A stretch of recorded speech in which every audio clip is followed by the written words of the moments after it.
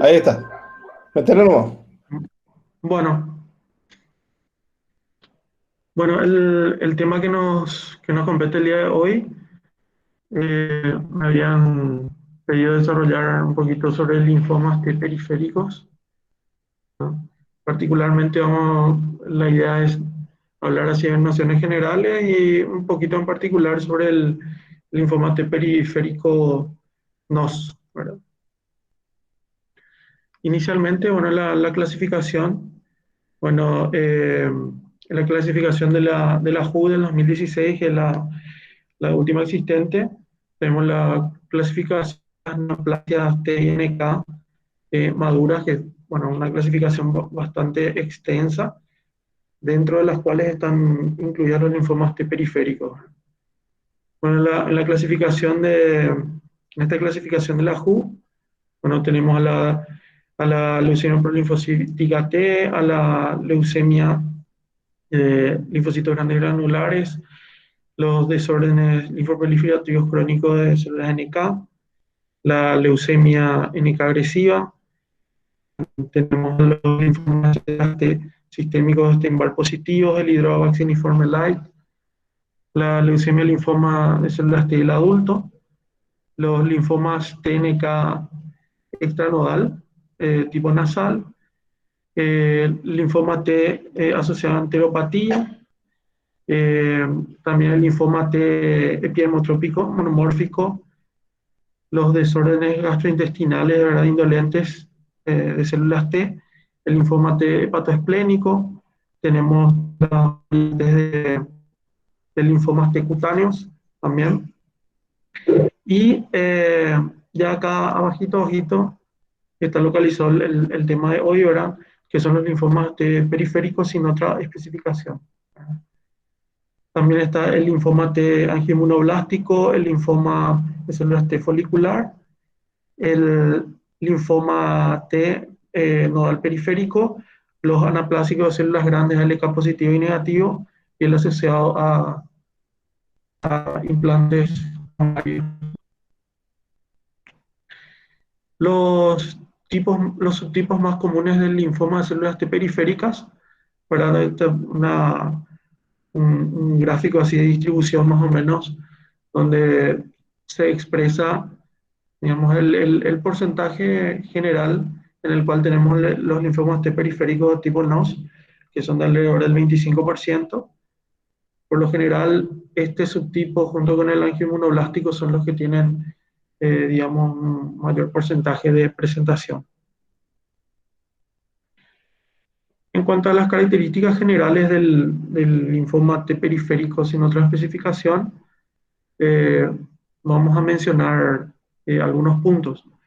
Por lo general, aunque cada vez menos, es un diagnóstico que resulta de la exclusión de las otras variantes de linfomas. Bueno, en la medida que uno va estudiando y no va reuniendo criterios para los otros diagnósticos, entonces recae en esta subclasificación. Eso en los tiempos que corren está cambiando un poco gracias a la utilización de las técnicas moleculares, y de a poco eso se va subclasificando y se van conociendo a partir de los grandes registros y los estudios existentes. Se están reclasificando muchos de los diagnósticos inicialmente eran una clasificación hacia ya subtipos específicos de linfomas periféricos. Clínica y biológicamente es una patología muy heterogénea en su presentación. Por lo general es predominantemente nodal, pero también tiene una presentación extranodal, muchas veces infiltrativa de muchos órganos. Por lo general presenta un estadio avanzado al momento de su presentación y tiene un comportamiento bastante agresivo. Este es un gráfico de la revista Nature, donde básicamente expresa, digamos, la distribución, porque tiene algunas, digamos, hacia ciertas etnias en determinadas localizaciones geográficas. Y bueno, en este gráfico más o menos detalla el porcentaje de frecuencia de las variantes más comunes de los linfomas periféricos y, digamos, la localización geográfica, pero a nivel global, en donde se presentan estas patologías. Este gráfico me llamó un poquito la atención en base a unas previas que hemos tenido con los profesionales extranjeros, donde habían hablado, por ejemplo, de ciertas zonas geográficas, sobre todo en Colombia, Perú, en las regiones andinas y sobre todo al norte de Sudamérica, que tenían una frecuencia bastante alta de estas patologías y por eso había como mucha experiencia en cuanto al manejo y al tratamiento de estos subtipos. En cuanto al pronóstico en general, ¿verdad? De estas patologías de los linfomas periféricos, por lo general la literatura habla de un pobre pronóstico. Por lo general son patologías, sobre todo la variante que es sin otra especificación, alcanzan sobrevidas globales de muy bajo porcentaje, alrededor de entre el 25 y el 30%, ¿verdad? Muchas veces son refractarias también al tratamiento, suelen tener menores respuestas, se llega a alcanzar de repente una remisión con el tratamiento de primera línea, pero las remisiones son muy poco duraderas, sobre todo con los esquemas clásicos, ¿verdad? Que generalmente en los tratamientos de los linfomas, eh, clásicamente siempre utilizamos esquemas que en alguna o menor medida estén basados en antraciclínicos. Y con estos esquemas clásicos los resultados de repente son un poco decepcionantes, sobre todo en algunas variantes. Algunos subtipos dentro de los linfomas periféricos, como los linfomas de anaplásicos de células grandes LK positivo, sí tienen, comparativamente hablando, un mejor pronóstico que los demás, ¿verdad? Con las quimios habitualmente utilizadas, pero esto también está supeditado a otros factores, como son a veces la edad del paciente y los scores pronósticos, ¿verdad? Que tengan generalmente lo que se suele utilizar de manera muy genérica es el IPI. Entonces, los pacientes que suelen tener un score alto en el índice IPI suelen tener peor pronóstico, a pesar de que el subtipo dentro de la globalidad, digamos, tiene un mejor pronóstico en general. Para los linfomas periféricos sin otra especificación, se desarrolló también un índice pronóstico, digamos, que se le denomina el PIT, ¿verdad? Por lo general, el hecho de que la enfermedad resulte refractaria o que exista una recaída temprana tiene un pronóstico extremadamente malo para el paciente. Este es un extracto del NCCN, donde describen los diversos índices pronósticos que utiliza de lo más clásico, que es el IPI ajustado a la edad, y lo que está resaltado en verde es el que habíamos mencionado, que es el PIT, el índice pronóstico para el linfoma periférico, que básicamente evalúa algunos factores de riesgos, entre los cuales está incluido la edad, sobre todo en los mayores de 60 años, la LDH sérica, es la evaluación del valor que se encuentra o no por encima de lo normal, el performance status del paciente, o sea, el ECOG, ¿verdad? De 2 a 4, y también el comprometimiento a nivel de médula ósea. En función a estas variables, se les subclasifica en grupos, se le da un puntaje y se le clasifica en los grupos específicos, y a mayores digamos, mayor puntaje, por lo general involucra un peor pronóstico.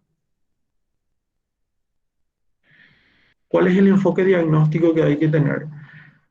Por lo general, al igual que para cualquier tipo de linfomas, ¿verdad? El enfoque generalmente es similar. El diagnóstico se realiza a través de la anatomía patológica. Siempre se va a preferir una biopsia excisional o incisional, mucho más que alguna muestra de celularidad con aguja fina o trucut. ¿Eh?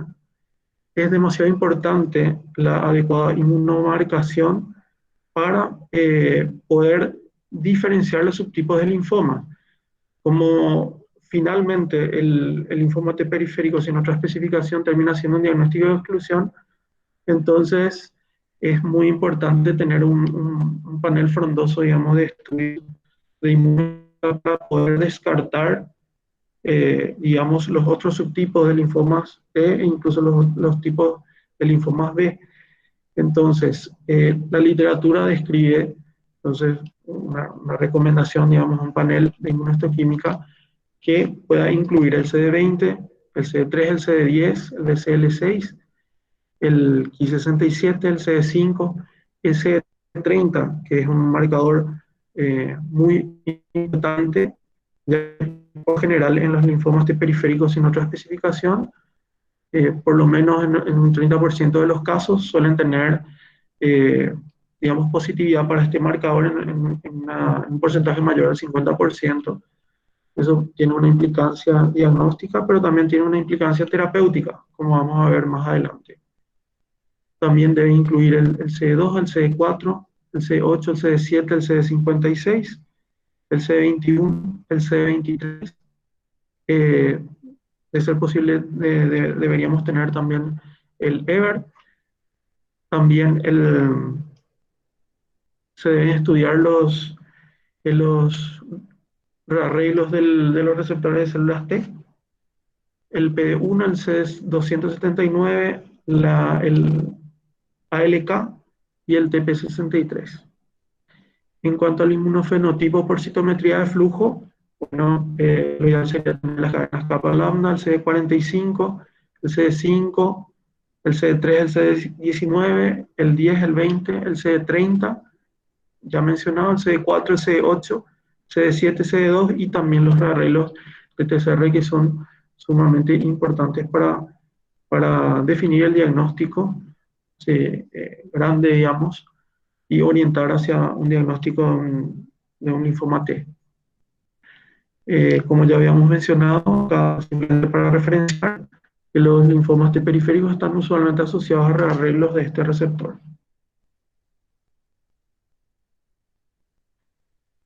Dentro del enfoque diagnóstico, en estos tipos de linfomas, si bien nos vamos a enfocar más en el linfoma T periférico sin otra especificación, el examen físico siempre debe ser completo. Se debe poner especial atención también al examen cutáneo, ¿verdad?, del paciente. Suelen presentarse con muchas adenomegalias, ¿verdad?, multinivel, también visceromegalias importantes, a veces con mucho prurito también y síntomas B, e incluso con fiebre. Es importante orientar hacia la estadificación de la patología, es muy relevante recabar todos los datos como para poder calcular los índices, ya que estos van a ser muy orientadores hacia el pronóstico y también hacia cómo dirigirnos nosotros en los algoritmos terapéuticos que están establecidos para el tratamiento de estas patologías. La analítica laboratorial debe ser completa, ¿verdad?, así como solemos hacer en nuestra práctica habitual en el estudio de los pacientes.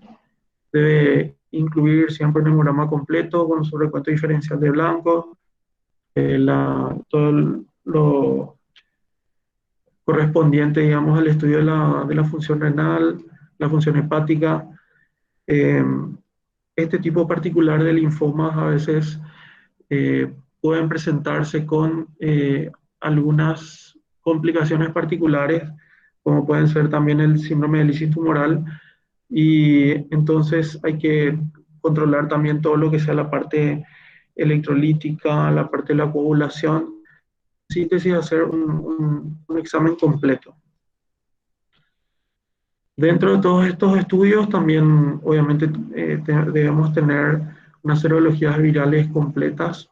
Es primordial tener un estudio de HIV, un resultado, y al margen, digamos, de todo lo clásico que nosotros estudiamos, eh, virus de inmunodeficiencia humana, todas las hepatitis, citomegalotoxo, etcétera. También en estos grupos de linfomas, también por lo general se incluye dentro del screening el HTLV, uno que está asociado a la leucemia linfoma T del adulto. Es fundamental un estudio cardiológico bien profundo para tener en cuenta cuál es el estado, la fracción de eyección, ¿verdad?, del paciente, sobre todo teniendo en cuenta que por lo menos los esquemas clásicos utilizados siempre involucran antraciclínicos, entonces debe existir una funcionalidad cardíaca óptima, ¿verdad?, para poder hacer el tratamiento adecuado. Eh, Dentro del enfoque diagnóstico también está la utilización del PET-TC, ¿verdad?, que es una herramienta bastante importante al momento del diagnóstico y también al momento de la evaluación, digamos, intratratamiento y una vez finalizado el tratamiento también. Estos linfomas característicamente son muy ávidos por las sustancias de contraste que se utilizan, entonces suelen ser estudios que brindan mucha información y son muy reveladores, ¿verdad?, sobre los datos que nos brindan para poder enfocar nuestra estrategia terapéutica. En caso que no pudiesen realizarse el PET, está como opción también la tomografía con contraste, el tomografía contrastado, como para evaluar, ¿verdad?, la extensión de la enfermedad. Y por lo general, siempre también dentro del enfoque diagnóstico está la punción de médula ósea para una evaluación citomorfológica, tanto del aspirado medular como en la biopsia, sobre todo para la estadificación.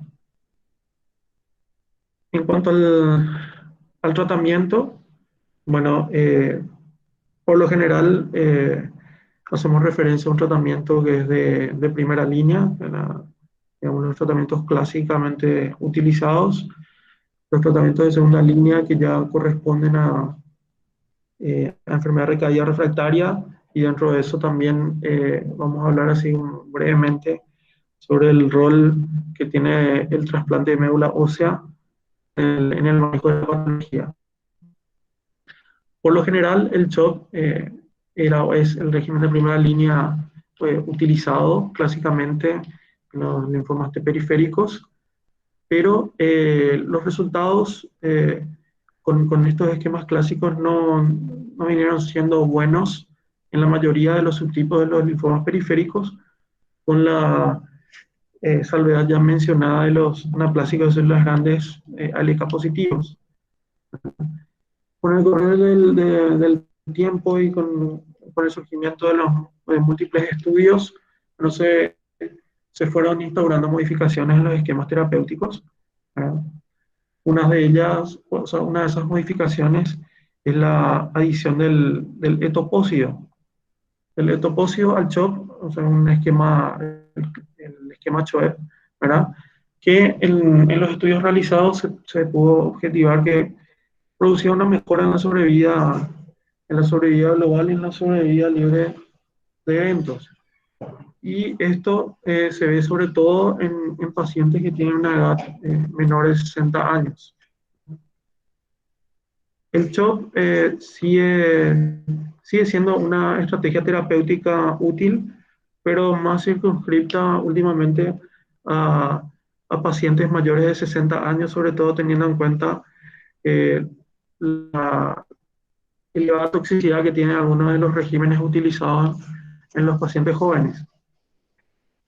Con el correr del tiempo también se fueron agregando esquemas más intensivos al arsenal terapéutico utilizado para esta enfermedad, que muchas veces en los estudios comparativos con los esquemas clásicos, como el CHOP, ¿verdad?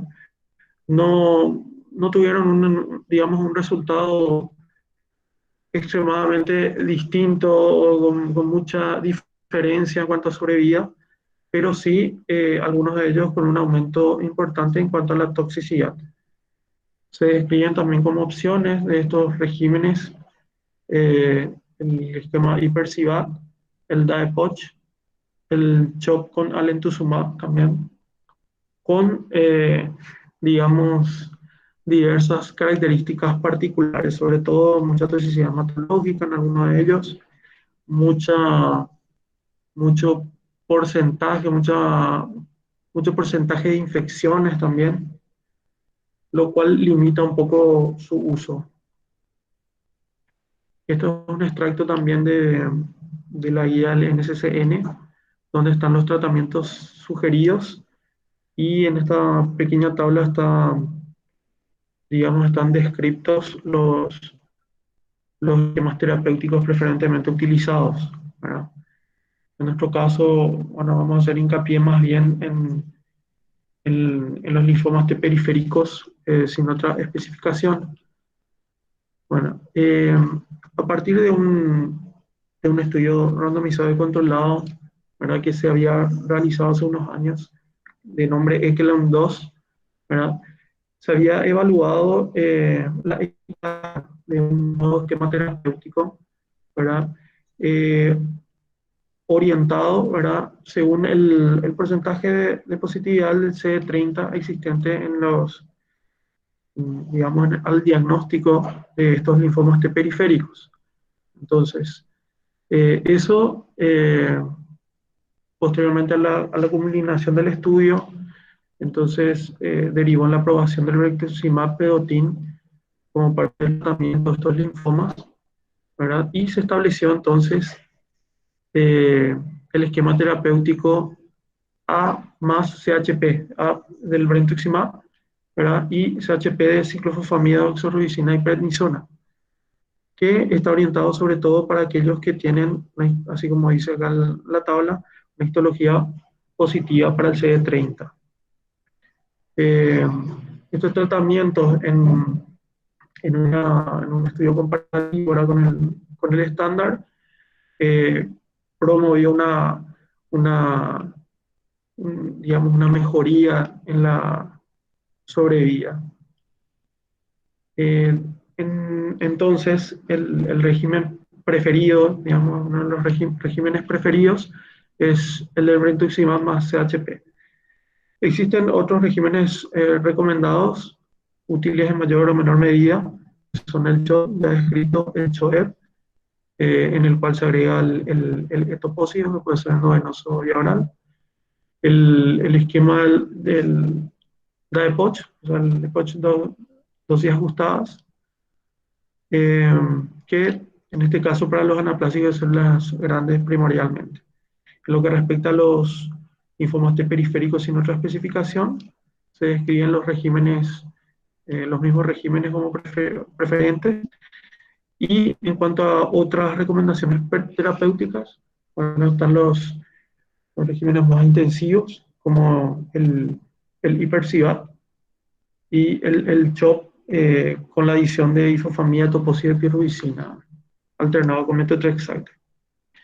Por lo general, estos regímenes, o al final, digamos, del tratamiento y la reevaluación eh, de, de estos tratamientos, de estas patologías, se considera la posibilidad de hacer un tratamiento de consolidación, ¿verdad? Con una terapia y posteriormente un autotrasplante. En cuanto a la segunda línea de tratamiento, en aquellos pacientes que sufren una recaída o que son refractarios, bueno, digamos que estamos en un ámbito más de estudio que otra cosa. Surgieron nuevas medicaciones, a lo ya conocido el brentuximab vedotin, que tiene también aprobación para su utilización en los pacientes recaídos o refractarios, sobre todo los que no recibieron previamente esta medicación. También se describe en la literatura la utilización del pralatrexate, que es una medicación antifolato, ¿verdad? Similar al metotrexate, que se encontró que en cierta medida eh, producía una mejoría en la sobrevida global de los pacientes. También está la romidepsina, que es un inhibidor de la histona acetilasa, que es una enzima que actúa en la acetilación, ¿verdad? Y sobre todo a nivel de la condensación, ¿verdad? Del ADN. Y el belinostat, que actúa de otra manera, pero también tiene una acción sobre la enzima histona acetilasa. En este extracto del NSCN están descritas así esquemáticamente, digamos, la- las terapéuticas de segunda línea, ¿verdad? Que generalmente se evalúa si es que hay una intención de progresar el tratamiento hasta el trasplante de médula ósea, o si no, o si tiene un enfoque eventualmente paliativo por el mal pronóstico de la comorbilidad del paciente, ¿verdad? A este nivel, bueno, prevalece como opción el hecho de que el paciente ingrese a un ensayo clínico, ¿verdad? Para el tratamiento. Existen múltiples regímenes terapéuticos, ¿verdad? Las drogas nuevas que habíamos mencionado previamente, y también regímenes combinados entre los que están algunos de los que manejamos a nivel de servicio en nuestros protocolos, ¿verdad? Que son el DAP, el ESHAP, que es el que usualmente utilizamos. E incluso tuvimos pacientes con diagnósticos de estos linfomas T periféricos que se realizaron con intención de trasplante. El GP, el GMOX, el ICE, que no solemos utilizar con mucha frecuencia. Y después, sí, otras opciones recomendadas, pero digamos en menor medida la utilización de bendamustina, como monodroga, la gemcitabina o la lenalidomida, o también el esquema GBD. Después tenemos las opciones también de tratamiento de segunda línea, en caso en que haya una intención paliativa del tratamiento, donde fundamentalmente hay tratamientos monodroga, o sea, siempre la opción del ensayo clínico en primer lugar, y como otras opciones, los regímenes monodroga con los fármacos nuevos que ya habíamos mencionado, y con algunas de las drogas eh, mencionadas como opciones de segunda o tercera línea, ¿verdad? En el tratamiento inicial. Alemtuzumab, bendamustina, bortezomib, eh, ciclofosfamida, conosin, etoposide, la lena, la gemcitabina o incluso la radioterapia paliativa.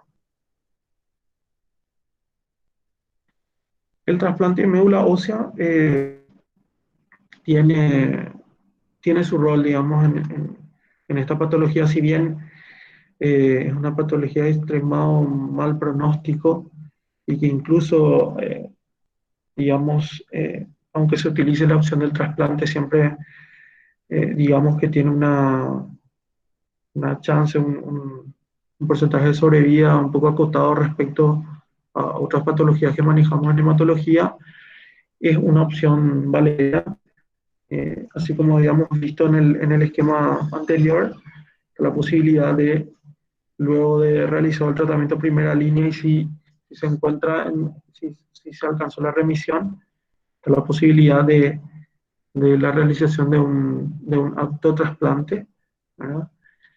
Lo ideal es que sea en la primera remisión, porque el pronóstico de la patología y la posibilidad de éxito también del autotrasplante en una condición distinta a esa, digamos, es mucho más pobre.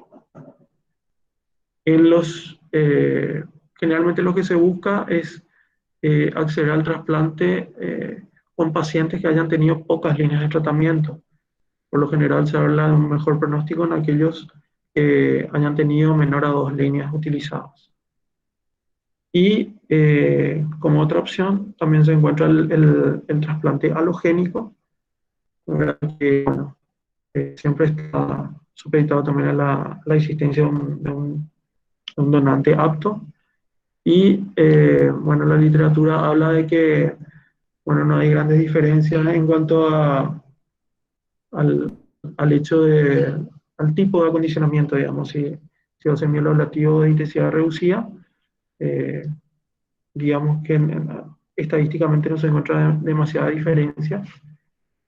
Y bueno, por lo general, así como mencioné tempranamente, se busca llegar, digamos, en las mejores condiciones posibles con el paciente como para que se pueda eh, lograr el mayor éxito posible.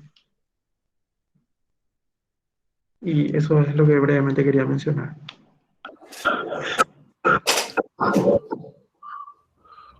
Bueno, doctor, muchas gracias por su presentación.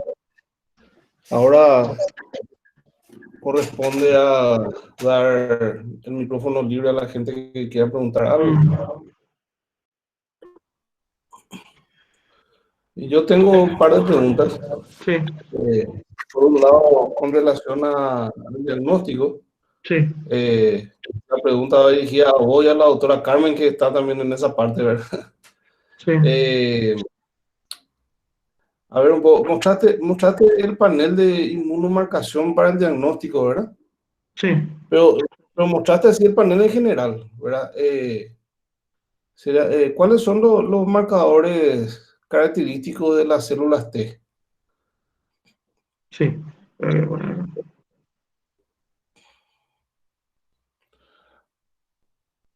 acá. ¿Viste? Ahí o sea, supongo que para descartar el CD20 Exactamente. y, No, acá, digamos que lo que plantea ahí la guía del NSCN es descartar todo, digamos. Está, digamos, todo incluido también como para descartar todos los subtipos de linfomas B también. Por eso es más amplio. claro, y para hacer el diagnóstico del linfoma T en este caso es, Y, y, y bueno, en el caso nuestro, ¿verdad? Lo que más nos va a ser útil, bueno, el CD30, CD5, sobre todo los receptores CR, C4, C8, esos son los que nos van a servir más. sí, C3. Mm, doctora Carmen, no sé si tiene algún comentario sobre eso. O sea, yo mentalmente más o menos tengo que los números bajitos son más de sí, T, ¿verdad? Como C8, totalmente. C3, C5, Sí, C7. Y sí, los números más altos, tipo C19, C20, C22, son de B. sí. Eso es muy artesanal, ¿verdad? No sé, doctora Carmen. Sí, sí. Marcador B, CD20 es lo que están acá en la lista, ¿verdad? Marcador B, CD20, después de un linfocito B normal y de un linfoma B, ¿verdad? Los marcadores T son CD3, CD5, CD7. O sea, un linfocito normal, común y corriente, no neoplásico, Sí, normalmente expresa todo, CD3, CD5, CD7, sí, CD2. Y sí, es CD4 o CD8 en forma excluyente, ¿verdad? O 4 u 8. Y para demostrar que un linfocito T es clonal, ¿qué tenemos que tener? Tenemos que tener pérdida, o sea, que tiene que ser sí. 3 y no 5, por ejemplo. Perder 5, perder 7, perder 2. Cuanto más marcadores pierda, mejor, ¿verdad? Mm, Y o tener una expresión aberrante, o sea, una expresión que un linfocito B normalmente no expresa, que se hace de 30, por ejemplo, los anaplásicos, algunos T periféricos, que sea PD1, por ejemplo, el angioinmunoblástico, que se hace de 10, que un sí, linfocito T se hace de 10, es de, por ejemplo, un angioinmunoblástico, o a ver qué otro marcador está ahí. Por inmunohistoquímica normalmente no hacemos TCR beta y delta, o sea, no mm, salen bien, no son reproducibles, se intentó mucho, pero mm, no salen. Después a 4 y 8. La mayoría de los linfomas T son CD4 y no sí, CD8, con algunas excepciones, ¿verdad? Los citotóxicos son CD8. Y eso es básicamente por inmuno. mm, Pero un marcador específico así, poco. El CD30 para el anaplásico, el PD1 y CD10 para el inmunoblástico, por ejemplo. Pero siempre es muy difícil por inmuno porque uno es eso, que pierda marcadores, o sea, que no exprese 5, que no exprese 7. Y a veces los linfomas T, los anaplásicos, por ejemplo, pierden todo. No son ni siquiera CD3, no son ni CD3 ni CD5. O sea, no hay un marcador que le asigne un linaje T. Y entonces, en esos casos, por ejemplo, hay que hacer reordenamiento para demostrar que a pesar de que no tiene ningún marcador T, tiene un reordenamiento clonal T. Los linfomas T son muy difíciles, siempre son muy difíciles realmente. Hay veces que no pierden nada, o sea, que es 5, 3, 7, pero es neoplásico. Siempre son difíciles los linfomas T. Ya. Y bueno, y supongo que el CD30 acá está en negrita porque tiene un target terapéutico, ¿verdad? ¿O por qué está en negrita? Así mismo, por eso. Esa es la importancia de identificar un CD30, ¿verdad? Sí, así mismo. Estos T periféricos pueden ser CD30, pero no tienen que ser ni una expresión muy alta ni en forma homogénea, por ejemplo, que todas las células sean CD30 y que sea con una intensidad muy alta, te orienta a que sea un anaplásico. Un T periférico expresa poco CD30, pero puede expresar. Ya.